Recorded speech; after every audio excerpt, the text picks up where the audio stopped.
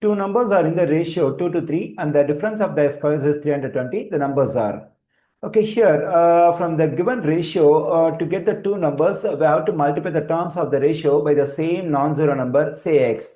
Okay, let's multiply the first term of the ratio by non-zero number x, then we get 2x. Multiply the second term of the ratio also by the same non-zero number x.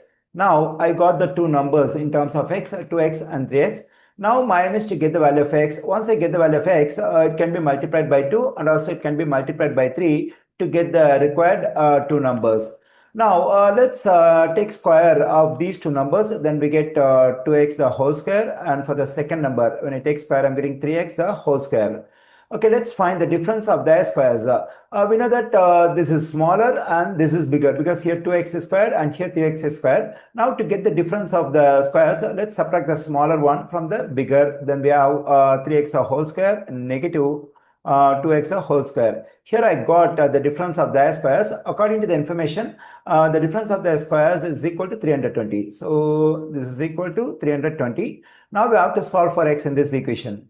Here 3 and x are multiplied, we have the exponent 2 in common. Now we can take this exponent 2 separately for this 3 and x, then we get 3 square times x square. The same we can do over here, then we get 2 square times x square equals to 320. So here the value of 3 square is 9, then we get 9x square, and here we get 4x square equals to 320. Okay, so when we simplify this one, we get 5x square. On the right side, we have 320. Let's divide both sides of the equation by 5. This 5 will cancel out. We get x square on the left side. On the right side, we get 64. Now, to solve for x, we have to get rid of this exponent. For that, we have to take square root on both sides. Let me do it. Okay, here on the left side, this square root and square will cancel out. Whenever we take square root on both sides of an equation, one of the square roots will cancel out, and for the other square root, we have to consider positive or negative sign. Here on the left side, we have x, and the right side, we have positive or negative. Square root of 64 is 8. We get two values for x. One is positive 8, another one is negative 8.